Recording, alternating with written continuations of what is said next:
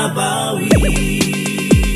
Selalu damaikan hati.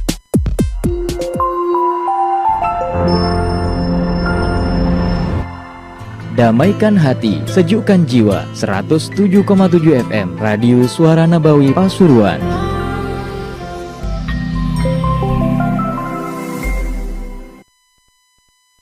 Assalamualaikum warahmatullahi wabarakatuh. Bismillah, alhamdulillah, wassalatu wassalamu ala rasulillah Sayyidina wa nabiyina Muhammad bin Abdullah wa ala alihi wa sahbihi wa mawala wa la hawla wa la quwwata illa billah, amma ba'd.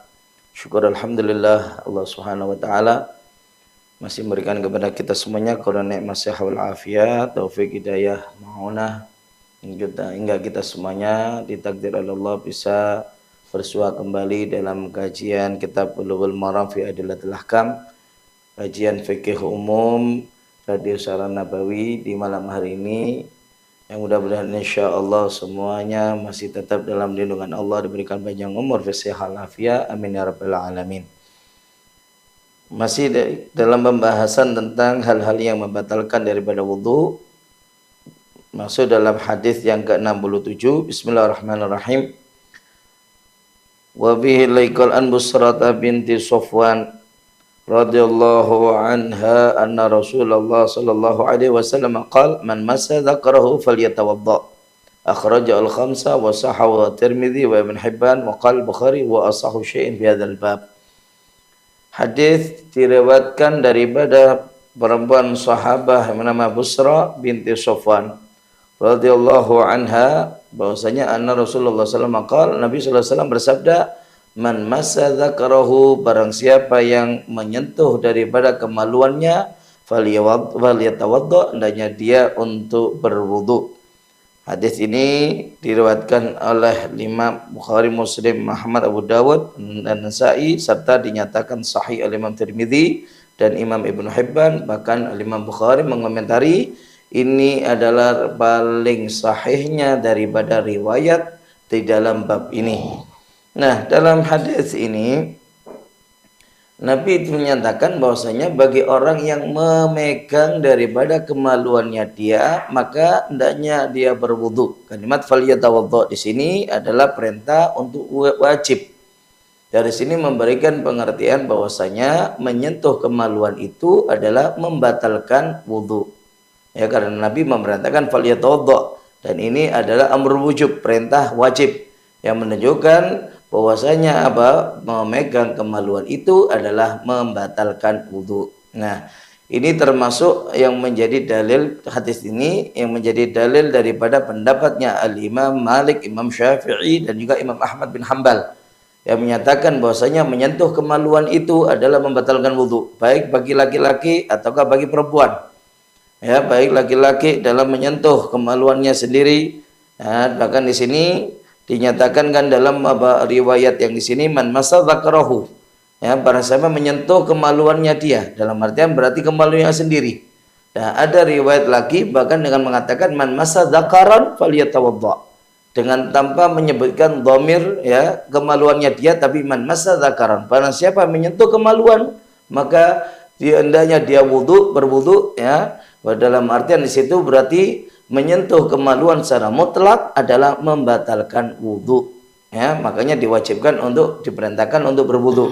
Nah, di sini kan menyentuh kemaluan dalam artian secara mutlak itu berarti tidak harus kemaluannya sendiri, mau kemaluan sendiri, kemaluan orang lain, ya, termasuk seperti halnya kemaluan daripada anaknya sendiri walaupun masih bayi, ya, walaupun masih bayi, maka yang demikian karena penggunaannya kalimatnya adalah secara umum dan mutlak, dan ini mencakup secara umum juga, mau itu adalah kepada kemaluannya sendiri kah, ataukah kemaluan orang lain kah, sejenis atau beda jenis kah, ya, dia jenis kelaminnya sama ataukah beda jenis kelaminnya, ataukah juga adalah walaupun kepada yang ada hubungan mahram atau tidak kah.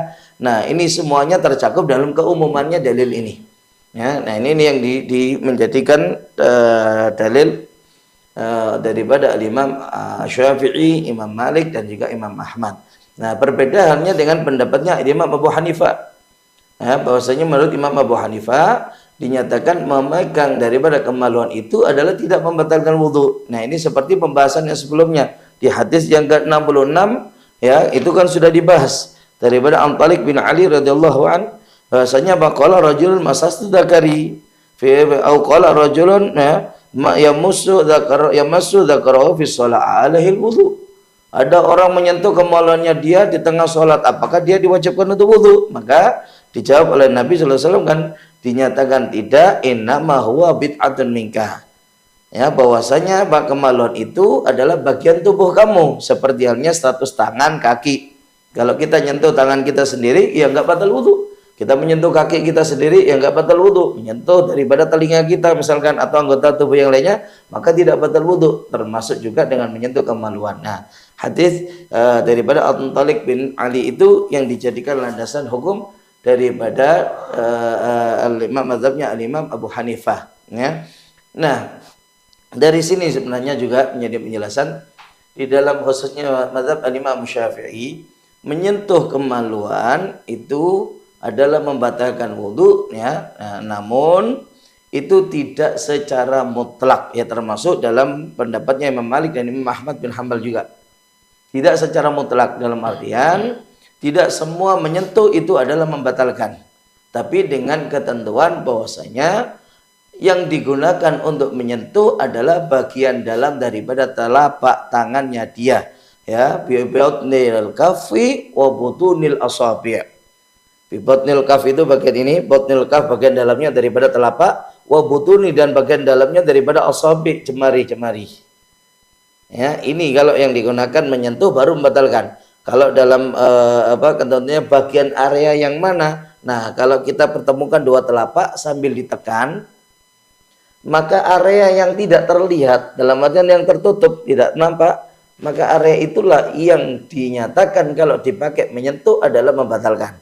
Sedangkan area yang terlihat, ini area bagian luarnya telapak, pinggirannya telapak, dan daripada jemari. Ini karena apa? Masih terlihat ya, saat kita tempelkan gini, termasuk kalau jempol gini. Ya, maka bagaimana yang terlihat ini tidaklah membatalkan jika digunakan walaupun untuk menyentuh kemaluan. Jadi kalau nyentuh kemaluannya pakai bagian dalam gini atau ke pinggiran gini, tapi bukan bagian yang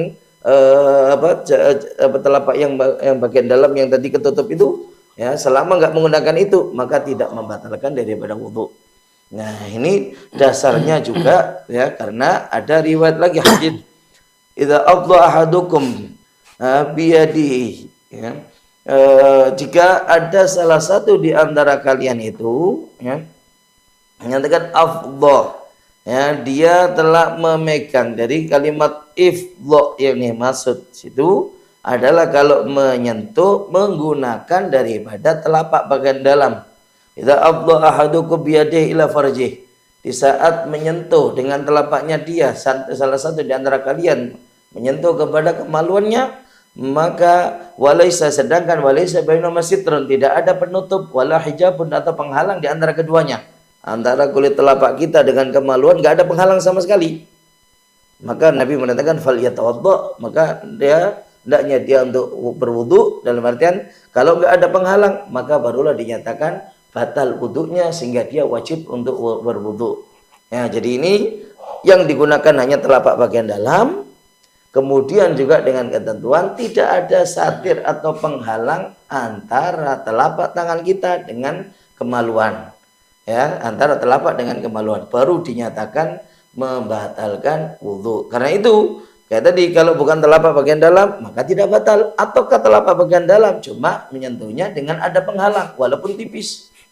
Semisal terhalang kain yang sangat tipis, ataukah semacam adakah plastik mungkin yang tipis atau hal yang lainnya pun, yang terpenting kulit kita tidak langsung bersentuhan kulit dengan kulit kemaluan, maka tidak membatalkan wudu.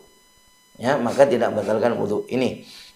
Nah, kenapa kok dikatakan batal wudu? Sebenarnya hikmahnya, kalau untuk hukumnya secara nas ini, tapi hikmahnya karena nyentuh kemaluan dengan telapak ini, dengan telapak ini, itu termasuk daripada madzinnatul ladzah wasyahwah, akan bisa menjadikan madzinnah tempat untuk persangkaan akan munculnya rasa lezat dan syahwat, membangkitkan daripada syahwat. Berbeda kalau nyentuh dengan hal yang lainnya.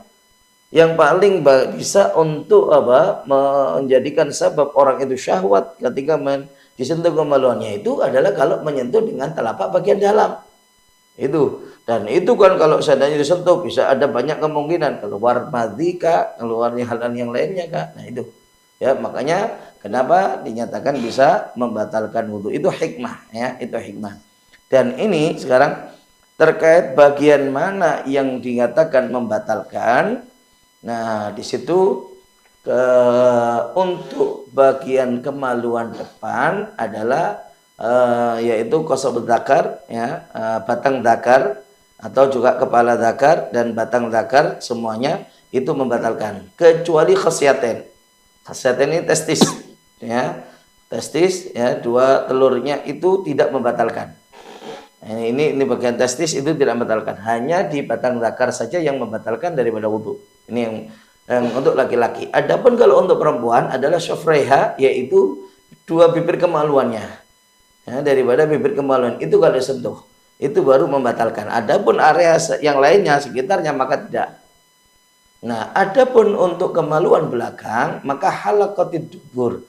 Halaqatid dubur itu adalah bulatan daripada dubur yang biasanya adalah bagian yang mengkerut ya, bulatan yang bagian yang mengkerutnya daripada dubur itu yang membatalkan kalau disentuh. Tetap dengan telapak tadi itu kalau yang dinyatakan membatalkan. Ya, adapun kalau untuk sekitarnya maka tidak membatalkan. Ya, dan ini seperti saya katakan tadi mutlak, mau itu bagi orang yang sejenis kelaminnya atau yang beda, bahkan kalau perlu kepada orang yang mahramnya kita kah, seperti orang tua ya, seperti orang tua nyeboi anaknya dan nyeboinya menggunakan telapak bagian dalam, maka batal wudunya. Dan ini berlaku ya ketika yang disentuh itu apalagi yang masih hubungan mahram atau yang sejenis. Yang berlaku itu hanyalah bagi yang nyentuh, bukan yang disentuh. Ya, jadi yang nyentuh itu yang batal dan bukanlah yang disentuh.